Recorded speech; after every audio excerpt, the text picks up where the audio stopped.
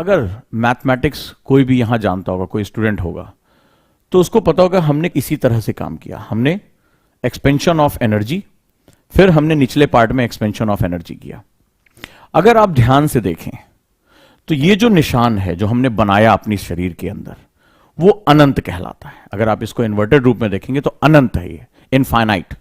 अनंत का मतलब होता है जिसका ना कोई आदि हो और जिसका ना कोई अनंत है, वो अनंत हो गया। यानी कि ना तो स्टार्टिंग है, नो बिगिनिंग नो एंडिंग, तो इसको हम लोग अनंत कहते हैं। हम अपने अंदर इसी तरह की ऊर्जा का एक्सपेंशन करना चाहते हैं, अनंत ऊर्जा। तो अनंत ऊर्जा हमें मिलेगी कैसे? ये infinite source of positivity, infinite source of motivation, infinite source of energy मुझे मिलेगी कैसे? बड़ा सिंपल सा गणित बताने जा रहा हूं, और इसकी खोज भारत में हुई है। हमारे लोग इसको मैथमेटिक्स की देन कहते हैं। ये स्पिरिचुअलिटी, मेटाफिजिक्स की बहुत बड़ी बात वो कह के चले गए। आज छोटे से बालक को भी ये बात पता, अगर आपने 10th भी पढ़ा होगा, कि अगर न्यूमरेटर और डिनोमिनेटर में अगर हम डिनोमिनेटर को शून्य यानी जीरो कर दें, शून्य अर्थात जीरो कर दें, तो हमें क्या मिलता है आउटपुट? अगर हम किसी भी जो है वो एक संख्या है, उसको अगर हम शून्य से विभाजित कर दें, डिवाइड कर दें, तो बहुत सिंपल से जानते हो इनफाइनाइट मिलता है। और आप जानते हैं कि शून्य की खोज भारत में हुई है, और हम अनंत ऊर्जा की बात कर रहे हैं, हम चक्र ऊर्जा की बात कर रहे हैं। अब मैथमेटिकली मैं प्रूव करने जा रहा हूं, उस बात की गहराई समझो। हम में से हर कोई अनंत चाहता है कि अनंत ऊर्जा, अनंत मोटिवेशन, अनंत जोश। कहते हैं ना कि इनफाइनाइट मुझे जोश है, अंतिम समय तक मैं लड़ना चाहता हूं, जब तक हार मेरे सामने घुटने ना टेक दे, मैं अंतिम समय तक लड़ना चाहता हूं। और ये लड़ाई हर पल है, ये नींद से है, थकान से है, आसपास होने वाले शोर से है, आसपास कही जाने वाली निगेटिव बातों से।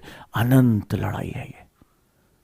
तो ये अनंत कौन नहीं चाहता है कि अनंत ऊर्जा मुझे मिले, अनंत मोटिवेशन मिले, अनंत जोश मिले? अनंत मिलेगा कैसे? क्योंकि इसकी कोई परिभाषा नहीं है, लेकिन भारतीय दर्शन और भारतीय गणित में इसके बारे में बता दिया गया है। तो एक समय जब आप उच्चतम अवस्था में पहुंचते हैं और भारतीय गणित और भारतीय दर्शन जहां एक साथ इकट्ठा होता है, वो ध्यान योग के रूप में जब आता है, तो कहता है शून्य ही अनंत तक पहुंचने का रास्ता है। When you become zero, when there is a zero inside you, you become infinite. कि संसार के विषय, न्यूमरेटर की जगह संसार के विषय रख दो। बड़ी गूढ़ बात कह रहा हूं, तमाम वैदिक, साइंटिफिक, वेस्टर्न को पढ़ने के बाद कह रहा हूं कि अगर तुम अपने जितने भी सांसारिक विषय हैं, जितने भी सांसारिक विषय हैं, अगर तुम शून्य को प्राप्त कर लेते हो, उसको विभाजित कर देते हो, तुम अनंत हो जाओगे। अर्थात शून्य क्या है? तुम्हें अनंत पाना है तो तुम्हें शून्य पाना पड़ेगा। तुम्हें अनंत पहुंचना है तो तुम्हें शून्य हो जाना पड़ेगा। यही ध्यान है, शून्य ध्यान है, अनंत तुम्हारा डेस्टिनेशन है। अनंत को पाने के लिए, अनंत ऊष्मा, अनंत जोश, अनंत ऊर्जा पाने के लिए तुम्हें शून्य होना पड़ेगा। शून्य क्या है? What is a zero? न भूतो न भविष्यति। यानी जिस क्षण मैं हूं, ब्रह्म हूं, जिस क्षण मैं हूं, न मेरा कोई अतीत, न मेरा कोई भविष्य। मैं सिर्फ अपनी श्वास के साथ आ रहा हूं और अपनी श्वास के साथ जा रहा हूं। मेरा जीवन ही इतना है। Breathe in, breathe out, breathe in, breathe out. मैं इसी श्वास में जीवित हूं। अतीत की जितनी भी चीजें हैं उनसे मुक्त हो चुका हूं। तो क्या होता है, बड़े बड़े सन्यासी वैराग्य लेकर घर परिवार छोड़कर जंगलों और हिमालय चले जाते थे कि सांसारिक मोह से पहले मुक्त हो, कि शाम को सब्जी लेकर आनी, क्या करना है, एक छोटी सी बात है। भविष्य की कोई चिंता नहीं, बिजनेस नहीं करे, तो वो योगी मुनि के रूप में बैठते थे। क्योंकि शून्य होने के लिए तुम्हें अतीत और भविष्य से मुक्त होना पड़ेगा। जैसे ही तुम मुक्त हो गए, तुम शून्य हो जाओगे, और जैसे ही तुम शून्य हो गए, तुम्हारे अंदर अनंत पैदा हो जाएगा। तुम अपने सारे विषयों को शून्य से विभाजित कर दोगे, तुम अनंत हो जाओगे, तुम अनंत हो जाओगे। ये देन, ये बहुत बड़ा, जिसको हम बहुत लंबे समय तक इंटरप्रेट नहीं कर पाए, भारतीय दर्शन, भारतीय परंपराओं के पूरे विश्व को यह बहुत बड़ी देन है।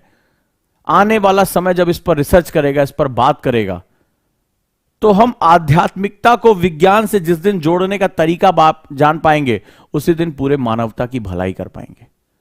पश्चिम कहता है कि उसके पास विज्ञान है, प्रयोगशाला में स्थित करने वाला विज्ञान है। हम कहते हैं हमारे पास आध्यात्म है। लेकिन आध्यात्म और विज्ञान को जोड़ने का ब्रिज मिसिंग हो गया है। हमने इस ब्रिज को जिस दिन पकड़ लिया, उसी दिन मानवता उच्चतम अवस्था में चली जाएगी। और वो ब्रिज यही कहता है कि तुम शून्य को खोजो, अनंत अपने आप मिल जाएगा। ओशो इसको कहते हैं होश में रहना। होश में रहने का मतलब, मैं खा रहा हूं तो मैं सिर्फ खा रहा हूं। हर निवाले, उस पर होने वाला स्वाद, उसमें निकलने वाली लार, ओशो कहते हैं बस हर चीज का स्वाद करो। हवा चल रही तो मेरे शरीर को स्पर्श, मैं सिर्फ हवा के बारे में सोचूं, मैं हवा को महसूस करूं, आनंदित हूं, मैं होश में हूं, मैं जो कर रहा हूं वो होश में कर रहा हूं, मैं इस क्षण हूं। भगवत गीता में भगवान श्री कृष्ण योगेश्वर कहते हैं, जो सबसे परम है, अर्जुन को कहते हैं स्थिर प्रज्ञ, कि जिस व्यक्ति ने इस अवस्था को हासिल कर लिया उसको स्थिर प्रज्ञ कहा।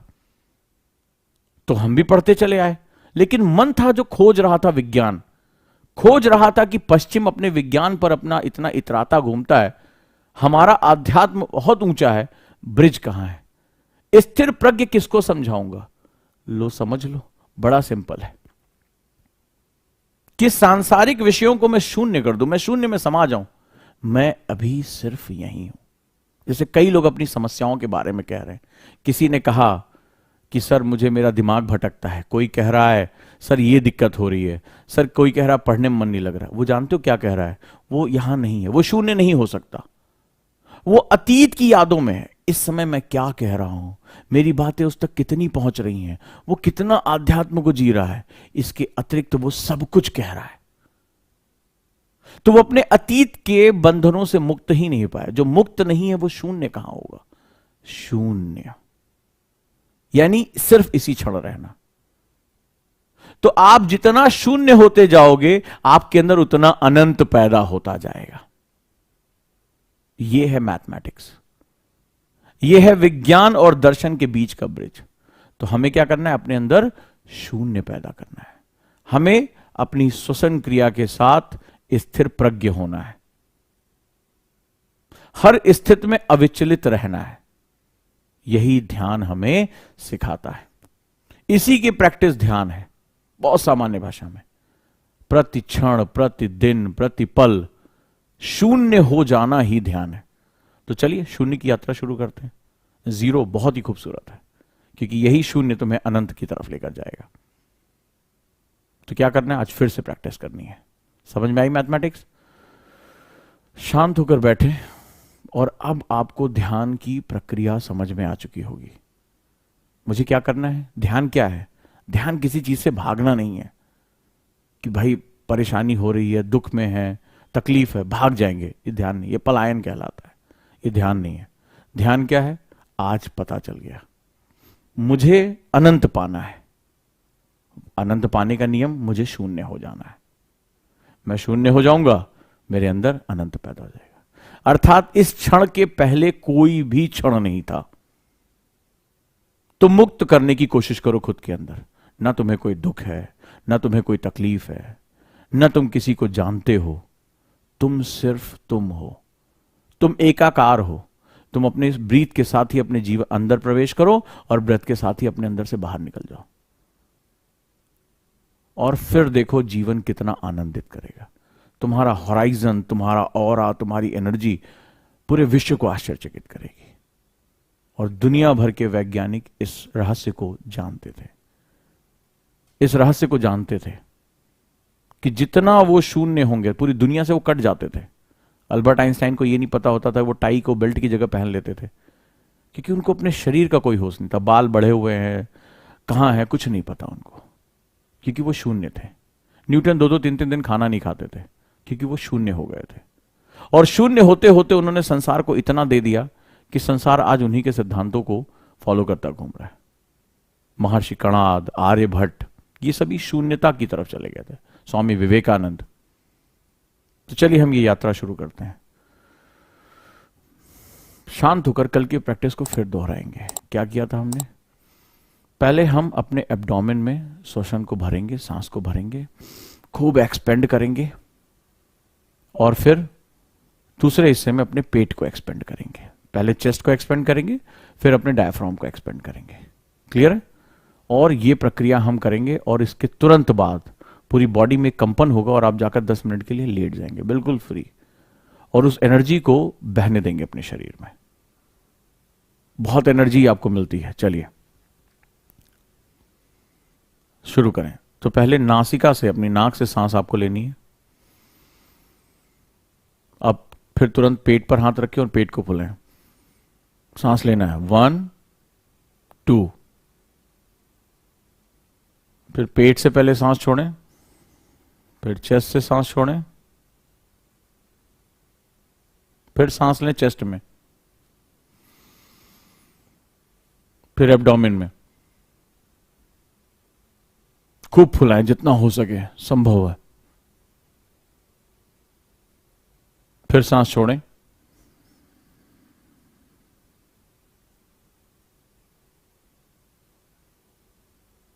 जिसका ध्यान भटकेगा वो कई बार पेट में पहले सांस ले लेगा, फिर चेस्ट में करेगा, झटके से छोड़ेगा। जितना स्मूथली कर सकते हैं। Breathe in, expand your chest, जितना हो सके उतना हॉराइजन को फैलाओ। Expand your Bailey.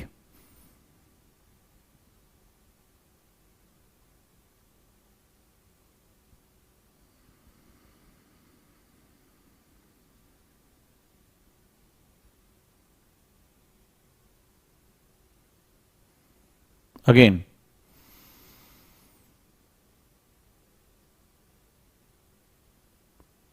Abdomen,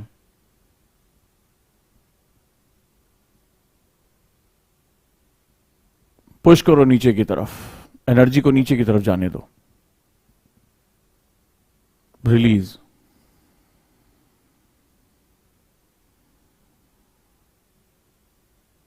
inhale,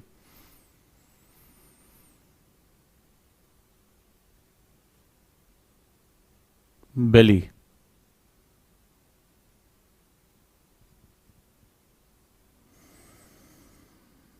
Excel, again,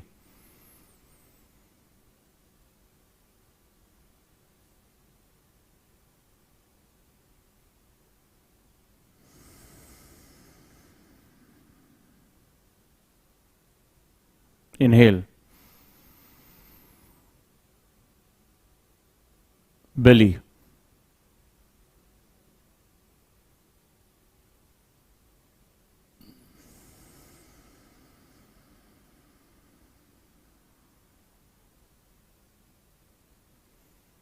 क्या कान के पीछे, गर्दन के पीछे और सर के पास, जहां माथा है आपका, फोरहेड, क्या वहां पर पल्सेस चलनी शुरू हो गई हैं? इसका मतलब एनर्जी प्रेशर दे रहा है। फिर से सांस लें, एक्सपैंड, इनफाइनाइट बनाएं। इस तरह से स्ट्रक्चर आपके शरीर में बनना चाहिए।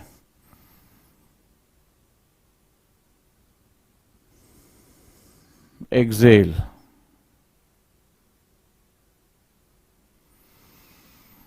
इनहेल,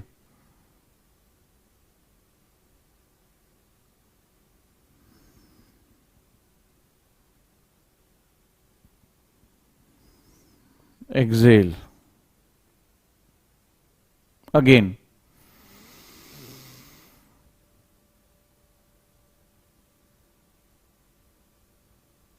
then belly, खूब फुलाइए। पूरा एनर्जी पिरामिड को आप नीचे की तरफ ढकेलिए। देन अगेन रिलीज,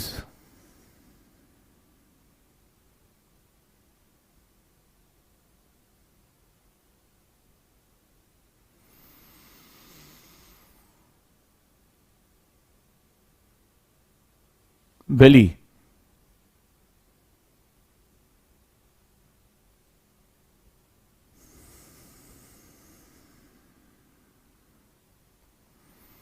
क्या गर्दन के पीछे और सर के इस हिस्से में कान के पीछे खिंचाव आने लगा है?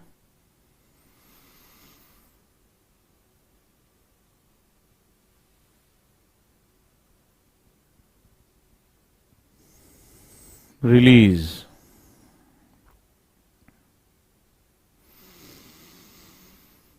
अगेन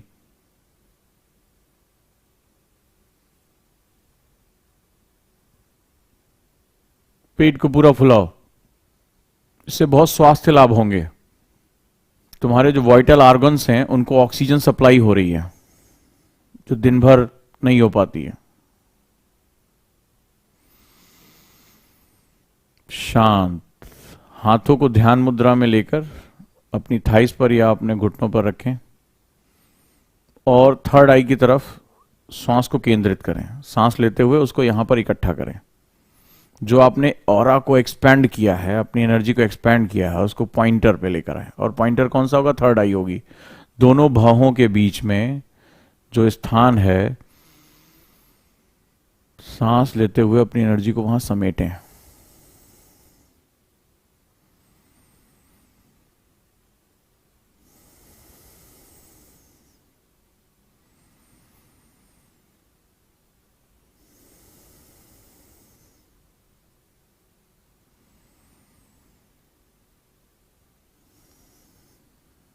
सांस तेज चलेगी, इसको रिलैक्स करना है।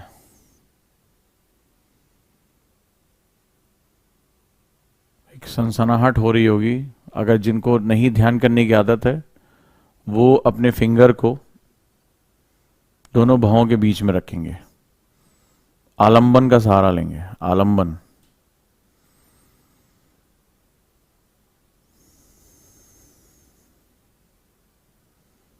स्पंदन यानी वाइब्रेशन महसूस होगा आपको।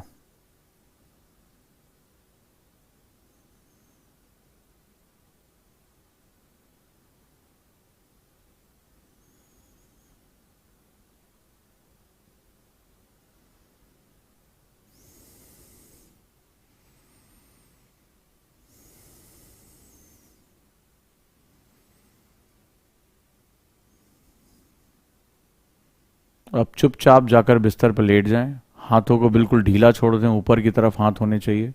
शरीर को बिल्कुल ढीला छोड़ दें, गर्दन को बिल्कुल ढीला छोड़ दें, तकिया ना लगाएं और 10 मिनट तक इसी अवस्था में रहें। और जो ये एनर्जी यहाँ इकट्ठा हो इसको पूरे शरीर में दौड़ते हो बस देखें, आपके पूरे शरीर में दौड़ रही है। चुपचाप जाकर लेट जाएं बिस्तर पर और इस एनर्जी को रोटेट होते हुए अपनी बॉडी में देखें। और 10 मिनट बाद अगर आपको नींद आ जाती है तो सो जाएं और नहीं तो आप फ्रेश होकर पढ़ने बैठ जाएं। इस समय आप बिल्कुल अल्फा ब्रेन वेव्स के लिए तैयार हैं। आप जो पढ़ेंगे आपको देर तक याद रहेगा।